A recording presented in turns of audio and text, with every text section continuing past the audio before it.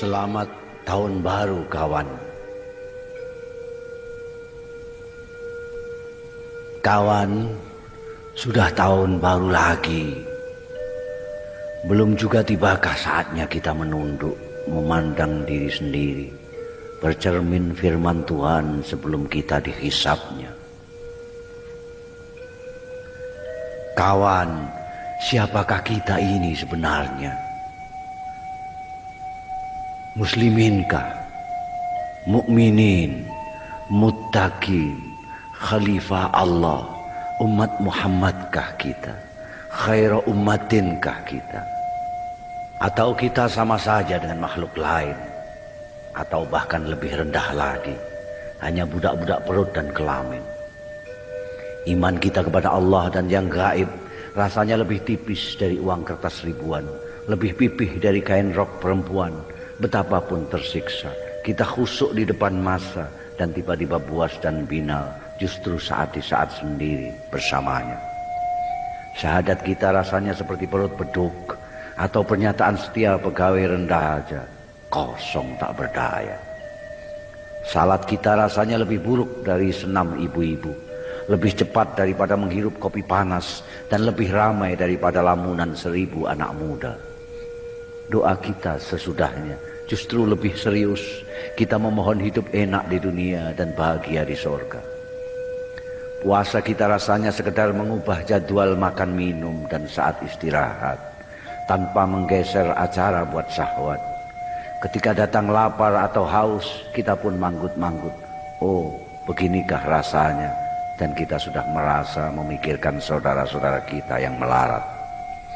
Zakat kita jauh lebih dari berat terasa dibanding tukang becak melepas penghasilannya untuk kupon undian yang sia-sia. Kalaupun terkeluarkan, harapan pun tanpa ukuran. Hubaya-hubaya Tuhan menggantinya berlipat ganda. Haji kita tak ubahnya tamasya menghibur diri, mencari pengalaman spiritual dan material, membuang uang kecil dan dosa besar, lalu pulang membawa label suci asli made in Saudi. Haji. Kawan, lama kita bersamanya, atau kita justru sibuk menjalankan tugas mengatur bumi seisinya, mensiasati dunia sebagai khalifahnya. Kawan, tak terasa kita memang semakin pintar. Mungkin kedudukan kita sebagai khalifah mempercepat proses kematangan kita. Paling tidak kita semakin pintar berdalih. Kita perkosa alam dan lingkungan demi ilmu pengetahuan.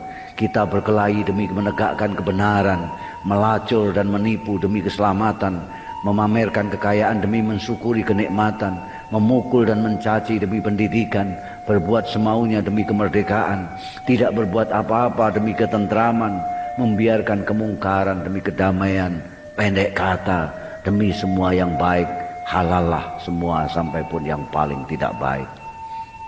Lalu bagaimana para cendekiawan dan seniman, para mubaligh dan kiai, penyambung lidah Nabi? Jangan ganggu mereka. Para cendekiawan sedang memikirkan segalanya, para seniman sedang merenungkan apa saja, para mubaligh sedang sibuk berteriak kemana-mana, para kiai sedang sibuk berfatwa dan berdoa, para pemimpin sedang mengatur semuanya.